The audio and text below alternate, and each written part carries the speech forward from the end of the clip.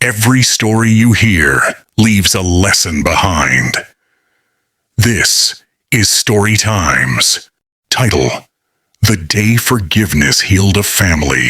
There are wounds that don't bleed, wounds no one sees, but they hurt deeper than broken bones. Our family carried one of those wounds for years. It started on a day that was supposed to be joyful. My father and his younger brother, Uncle Samuel, stood in the living room of our old family house. Their voices were low at first, tense whispers layered with pride and old resentment. Then suddenly, the whispers became shouts. Words turned sharp. Accusations flew like stones. I was young, hiding behind the curtain, watching two men who once laughed together now look at each other like strangers. That argument ended with a door slammed so hard the walls shook. And that was the day our family broke. Years passed. No calls, no visits, no greetings at weddings, no condolences at funerals. We learned to live around the silence. My father never spoke of his brother, and when he did, his voice hardened. My mother would sigh and change the topic. I grew up knowing I had an uncle somewhere, but not knowing him. What hurt most was how the bitterness slowly changed my father. He became quieter. His laughter faded. Sometimes, late at night, I'd hear him sigh deeply, as if carrying a weight he couldn't put down. Then one evening, everything changed. My father fell ill.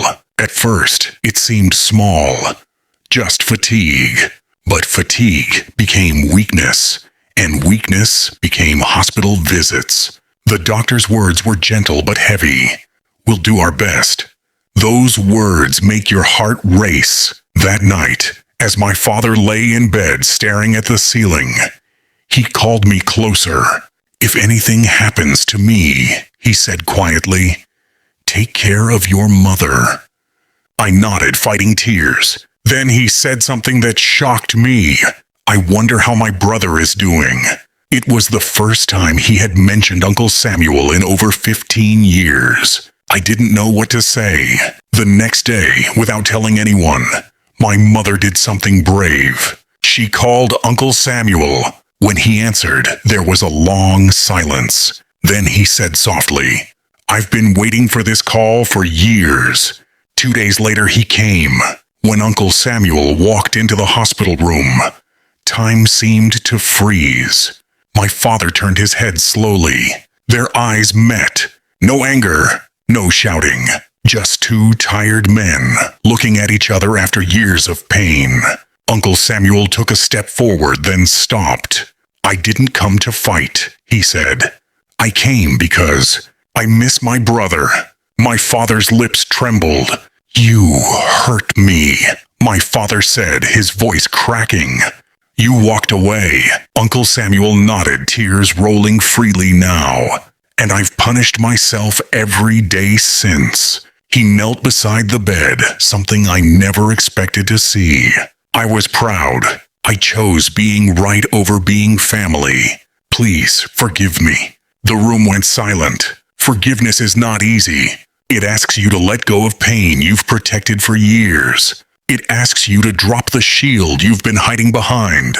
My father closed his eyes. For a long moment, no one spoke. Then he whispered, "I was wrong too." Those words unlocked years of pain. My father reached out with trembling hands and held his brother's face. "I forgive you," he said, "and I ask for your forgiveness too." They cried, not like children, but like men finally putting down a heavy burden. That moment healed more than sickness. It healed generations. From that day, the hospital room felt lighter. My father smiled more. He laughed again. Doctors noticed the change. Nurses whispered about how peace can sometimes do what medicine cannot. Uncle Samuel came every day. They talked about childhood memories, silly fights, and dreams they never chased. Time they lost couldn't be recovered, but love returned. Weeks later, my father was discharged. We didn't go home. We went to Uncle Samuel's house. That dinner felt like a miracle. We laughed. We prayed. We shared stories we thought were gone forever. Cousins met for the first time. Old photos were brought out. The past no longer felt like a curse. It became a lesson. That night, my father stood up and said something I will never forget. Anger kept us apart, he said, but forgiveness brought us back together. He looked at us. The children, the future. Never let pride destroy what love built. Today, our family is whole again. Not because the past disappeared, but because forgiveness gave us a future.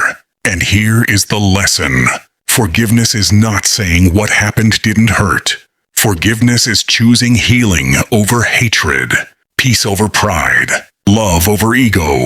If there is someone you haven't spoken to, if there is a call you've been postponing, if there is a wound you've been guarding, let this be your sign.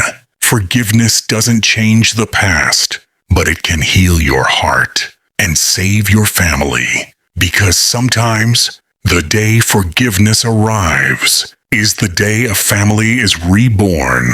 Thank you for spending this moment with Story Times. If this story touched you, don't forget to like, share, and subscribe for more meaningful stories. Until next time, remember every story teaches a lesson,